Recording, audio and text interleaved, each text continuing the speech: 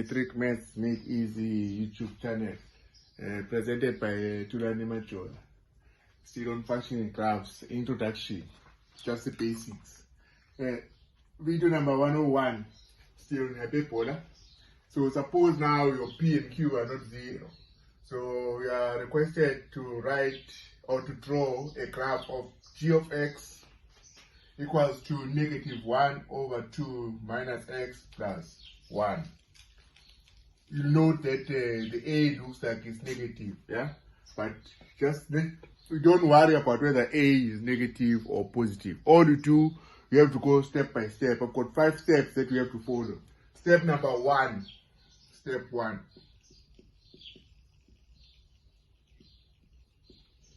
You must determine the vertical asymptote. So,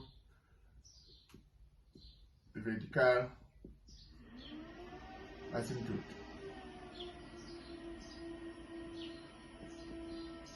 How do you do that? You equate the denominator here 2 minus x to 0. That's your asymptote. Your graph is not defined when 2 minus x is equal to 0. So this is when x equals to 2. So when x is equal to 2, this graph is not defined. And then you draw your vertical asymptote. You draw it. And then you write x equals to 2. This is my vertical asymptote. You write at the bottom, you can write at the top there, it doesn't matter where you write. So, bottom line is this vertical line represent x equals to 2. And then step number 2, you've guessed it. What do you want? Now step number 2, you have to get your horizontal asymptote. What is the horizontal asymptote? The horizontal asymptote is y equals to q, and our q is 1. So y equals to 1. And then you draw it. Yeah? You draw your y equals to 1.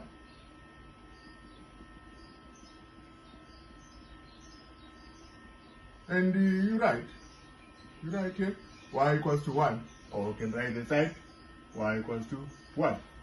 It's your horizontal asymptote. So where they meet here, this point here is actually x is equal to 2 and y is equal to 1. So it's over 0. You get marks 1, 1, yeah? So we've got 2. Then step 3. Step 3 will be draw your x and your y axis, yeah? So step 3, draw x and y axis with an e because it's meaning. So if x is equal to 2, so here x will be equal to 1, and then here x will be equal to 0. And then this will be my y-axis. Similarly, if this is y equals to 1, so it means that y equal to 0 is below. So this is my y equal to 0. So this is my x-axis. Yo, this is beautiful. And here is your origin. Now, what else?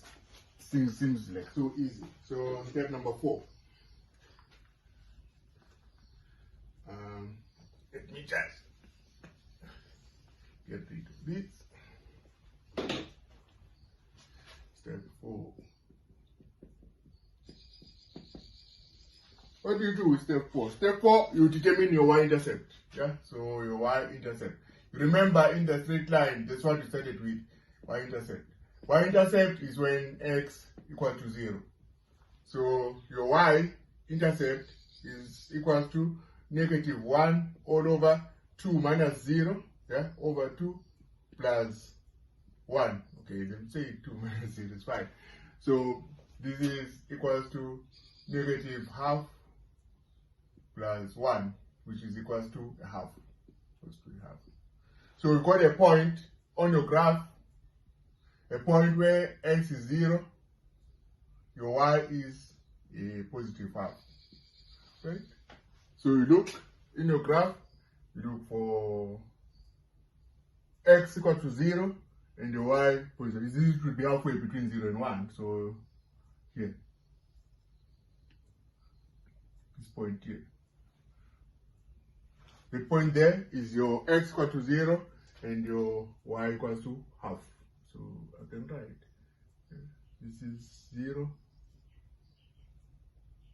and half. And then it's taking shape. So let's see. Next one, step number 5. You test it again. Step number 5 will be your x-intercept. Yeah. So your x-intercept is when your y equal to 0. This one is a little bit challenging for most people, but I won't go there. So y is equals to, no, y is 0 now. So y is 0. I don't like to write 0 on the left hand side.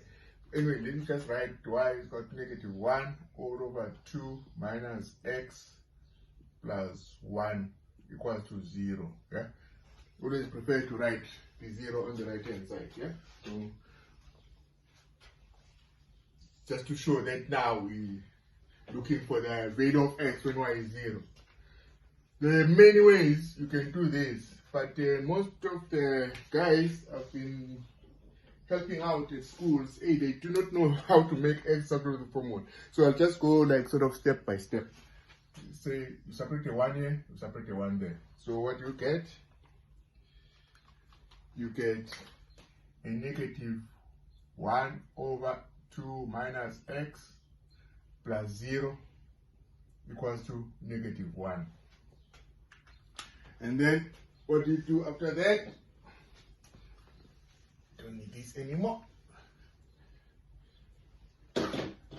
Again, what you do is got negative 1, negative 1. So now what you do is this negative 1 is actually negative 1 over 1. So we cross multiply.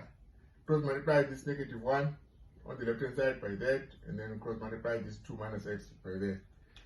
So, and then end up with negative 1 times 1. That one is equal to negative 1. This negative 1 times 2 minus x. Right. So negative 1 times negative times 1 is positive. It's negative 1, sorry. And here you distribute, yeah? Negative 1 times 2 is negative 2. Negative 1 times negative x is plus x. Okay. And then, in as much as I don't like x on the right hand side, but this time around, let's just get rid of this 2.